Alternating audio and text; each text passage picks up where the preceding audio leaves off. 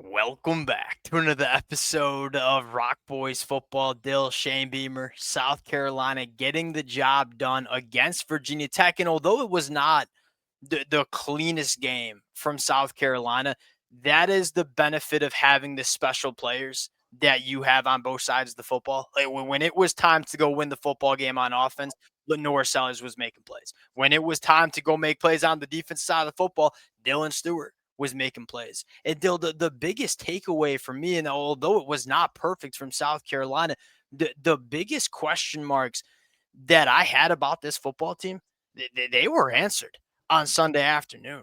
Many of the South Carolina fans who are listening to this know I spent a lot of time talking about my concerns in the middle of the defensive line. I spent a lot of time talking about my concerns at the off-ball linebacker position.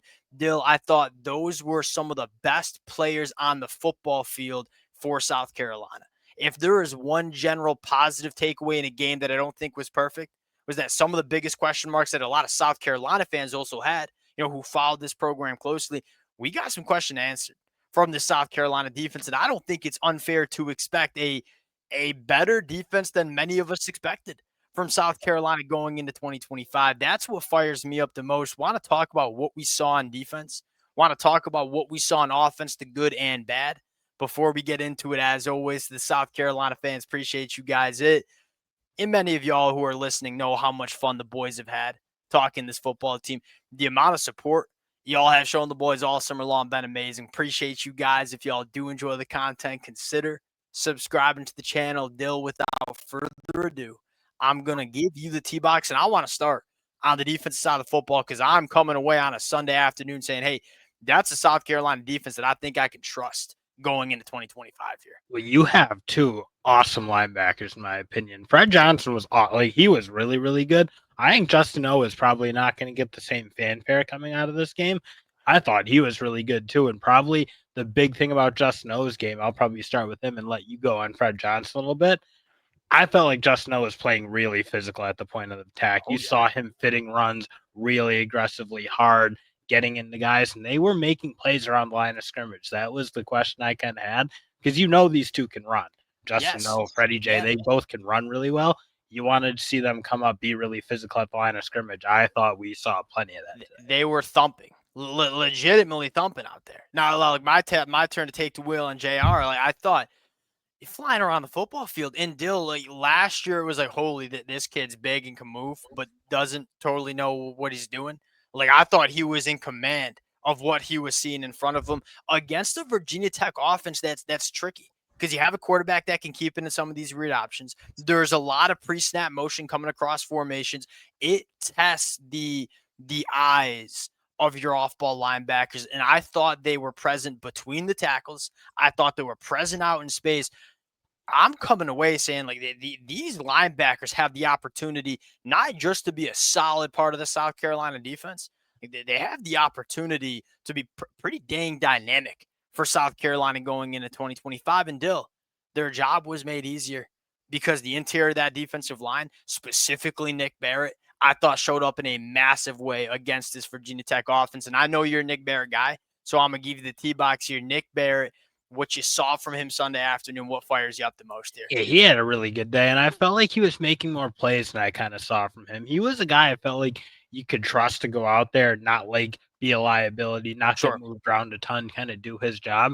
I thought you saw him crank his level of play up a little bit. I thought you saw a little bit of that from Monkel Goodwin as well. But Nick Barrett, especially, to play the way he was playing and getting into the backfield a little bit and making some plays and being disruptive, that's a huge, huge news for I'd say South Carolina because you needed somebody to kind of step up and take Yeah. what Sanders and Hemingway were kind of Yeah. giving A back. little bit of penetration. Like I wasn't sure how much penetration and playmaking I was going to get from this unit. And it's probably not going to look the same than a guy like TJ Sanders. But I came away like, look, it's not even close to being a liability. I was concerned this unit was going to be a little bit of a liability. I ain't concerned about that going into the 2025 year. Thought they were really present in the run game.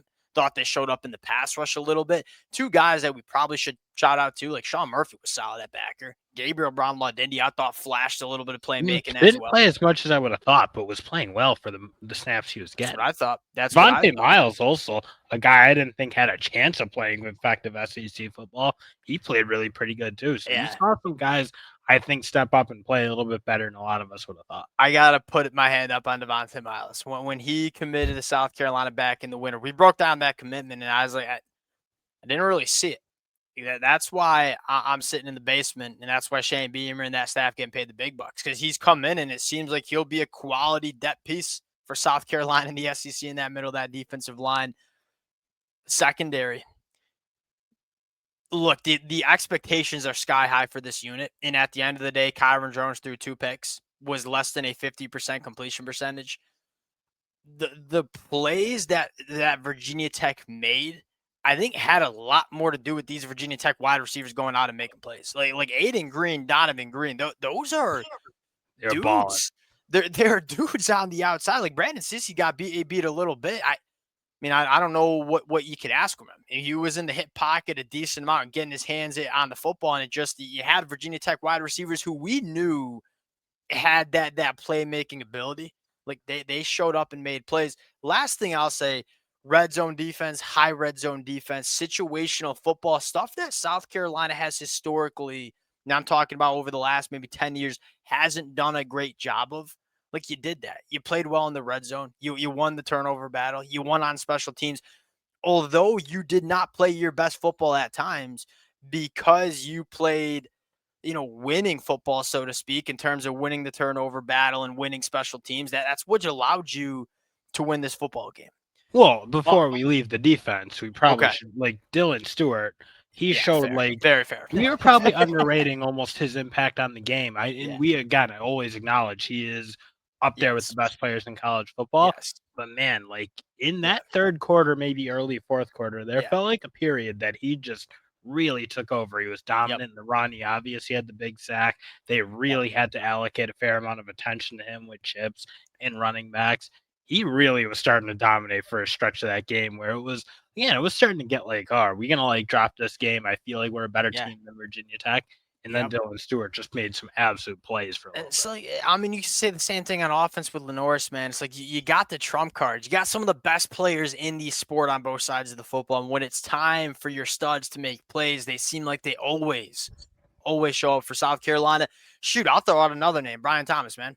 Brian Thomas on the opposite side. Played a lot and played really well. Virginia Tech did some good things early to try to neutralize Dylan Stewart, like chipping him with tight ends. We're kind of reading him and kind of taking the bite out of Dylan Stewart's game. You can only do that for so long. I thought Brian Thomas showed up on the other side and was really disruptive. And might not necessarily show in the box score. Thought he was very solid in the pass, and quite frankly, thought he showed up in the run game a little bit too. All right, let's flip over to the offense. An offense that we had, I'll just say it, I had higher expectations for this offense than what we saw, and it was kind of puzzling, right? Because you went, 7 plays, 75 yards, and scored a touchdown right off the bat, and we're like, that's the South Carolina offense that I expect in 2025. And then it just kind of turned into a little bit of a funky game. Like, they could not find your rhythm on offense, couple 3-and-outs, couple of drops. The good here, the good is I think Nick Harbor is a guy that can be a true wide receiver one for South Carolina more. And I know he had a drop. I'm not going to count the others drop. That should have been a touchdown, but I know he had one drop. I thought you saw a little bit more from Nick, like not just being that vertical guy. And it was nice to see him score that touchdown, 64 yards, I believe. But I thought you saw some separation in the intermediate route trees. Thought you saw some yards after the catch ability, which I think is exciting too. The negatives here, Dill, is the offensive line it wasn't clean, man. It wasn't clean, right? And you got to figure out that left guard spot, right? I mean, you started with Rodney Newsom. I think it would have been freshman Shed Surratt. He didn't travel with the team, I think, due to injury, so we'll hear what the deal is with Shed. You go with Rodney Newsom. He plays the first half. Not good. He switched to Marky Anderson. I don't think he got much better.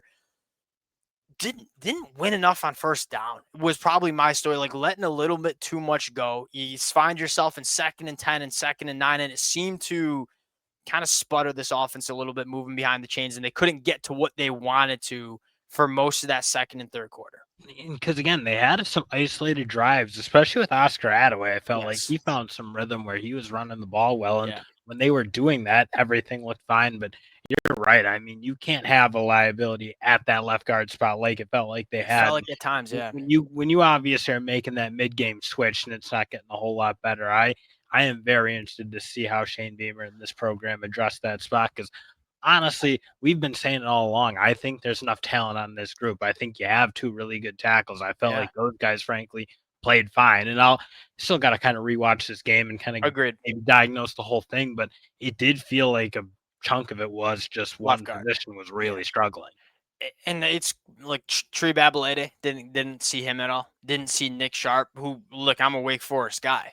And I've watched Nick Sharp play quality football. Like I truly feel like they have the personnel to be a solid unit. They just got to go put it together.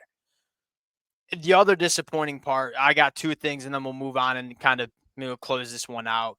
The freshman wide receivers like didn't see the impact from other wide receivers not named Nick Harbor that I think a lot of South Carolina fans expected. And look, it's week one. How much do you want to throw the freshman out there when you play, I believe, South Carolina State next week? And maybe that's the Saturday where you let the freshman wide receivers get their feet wet a little bit. That left a little bit to be desired. Lastly, why did we go away from that read option with the tight ends leaking out into the flat? That was like a cheat code the first drive. And then you didn't really see it a ton. And when they got back to it, I felt like some good things happened. To me, it starts with running the football effectively.